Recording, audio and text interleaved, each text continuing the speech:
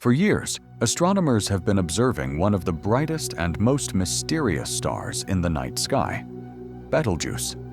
The red supergiant is on the verge of collapse.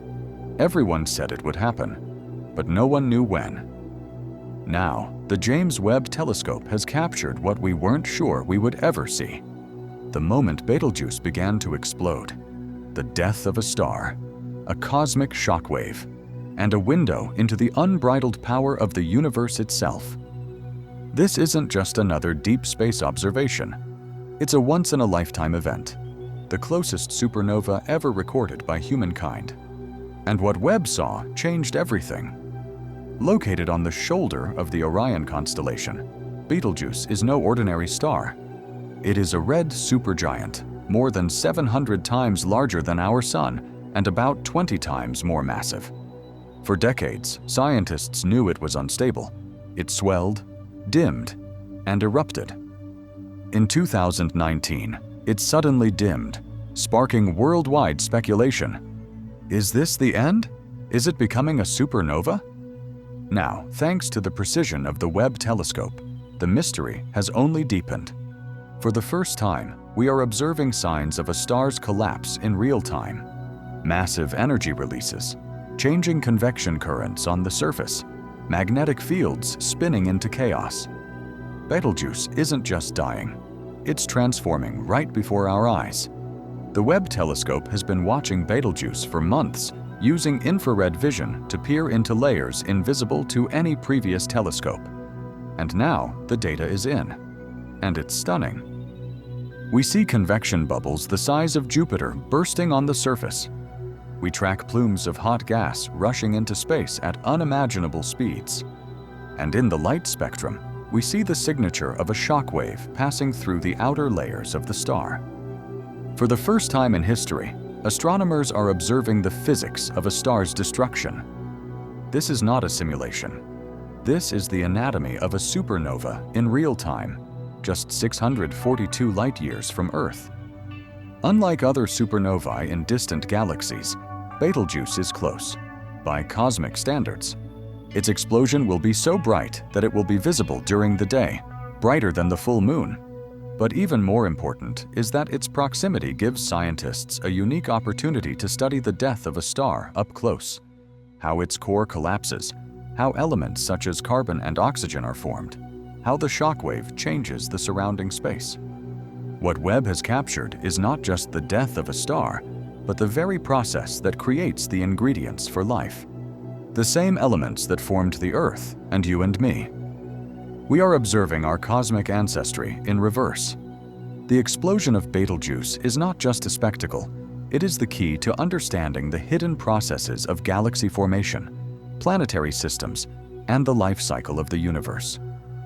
With Webb's instruments, we can now model the final stages of a star's evolution with unprecedented accuracy, understand what happens inside a star in its final moments, and even learn to predict future supernovae long before they occur. This is not just science. It is a revelation. It is the moment when humanity looked into the abyss of time and saw light explode in response. The explosion of Betelgeuse is not unique. It sends shockwaves light-years around it, disturbing the interstellar medium. Webb has already detected early ripples, high-energy particles spreading outward, heating the surrounding gas clouds and changing the shape of the star's dust halo. But there is something else. Gravitational shift. Even from a distance of 642 light-years, the collapse of Betelgeuse's core could have generated gravitational waves, which we have only recently learned to detect.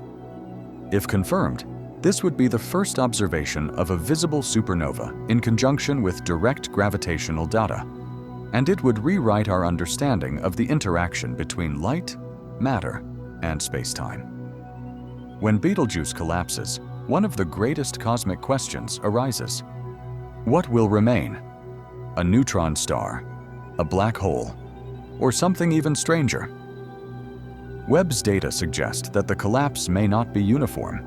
Magnetic field disturbances, plasma voids, and a possible asymmetric kickback, where some of the matter does not escape into space but returns back. Some astrophysicists even suggest that we are observing a transient object, something between a neutron star and a black hole, the existence of which has only been theorized until now. If Webb has recorded this, it is the first direct evidence of a new class of cosmic objects. Many people are asking, are we in danger? The short answer is no. Betelgeuse is not close enough to harm Earth, but the long answer is more complicated. Its explosion will release a wave of high-energy particles, gamma rays, and electromagnetic bursts. These could disrupt cosmic dust clouds, affect other star systems, and even change how light from other regions reaches us. Right now, Webb is closely monitoring the speed and spread of this radiation wave. Because even if we're not in danger, the explosion could change the optical structure of our galactic neighborhood, changing the way we see the universe. Betelgeuse is huge, ancient, powerful, and yet it is dying. A reminder that even stars, those eternal lights in our sky, have limits. What Webb has captured is not just the death of a star, it is a cosmic mirror. Everything that lives must eventually end. But in that end, new elements are born. New stars will rise from the ashes of Betelgeuse. New worlds may form in the chaos it leaves behind. This is not destruction. This is cosmic renewal. And we are lucky to witness it. Among the vast amount of data collected by the Webb telescope, scientists found something unexpected: variations in the elemental composition of the ejected material. The Betelgeuse explosion releases not only carbon, oxygen, and iron, but also rare elements such as technetium and yttrium, which are formed only in extreme stellar conditions. Why is this important? Because analyzing the ratios of these elements allows us to trace the life cycle of matter in our galaxy, from the core of dying stars, through the dust from which planets form, to the atoms inside us. Webb isn't just recording an explosion, it's deciphering the chemical script of how life becomes possible. And Betelgeuse, in its final moments, is telling a story that began long before Earth existed. Betelgeuse will never return. Its place in Orion will become an expanding cloud of superheated gas and glowing debris. But its death is not the end, but a gift. A gift of knowledge, of elements, of perspective. It reminds us that our sun will also fade one day, that even the brightest lights in the sky have a final act. And yet, from this end, a plan for something new is born. Because without supernovae, there are no planets, no oceans, no life.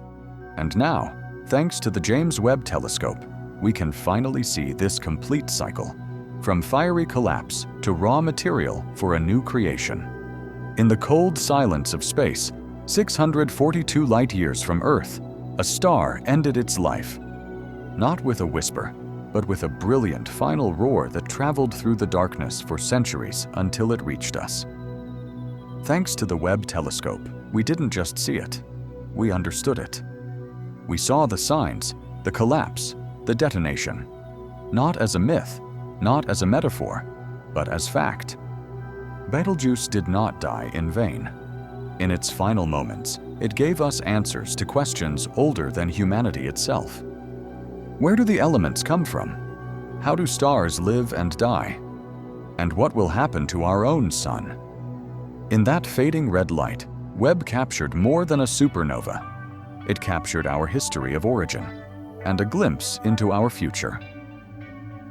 So now we ask, what else is the universe ready to show us? And are we ready to see it?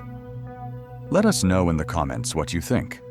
Was this the most important stellar event of our time? And what is the next cosmic secret that the James Webb Telescope will reveal? Subscribe and turn on notifications, because this is not the end. This is just the beginning of what comes after the stars.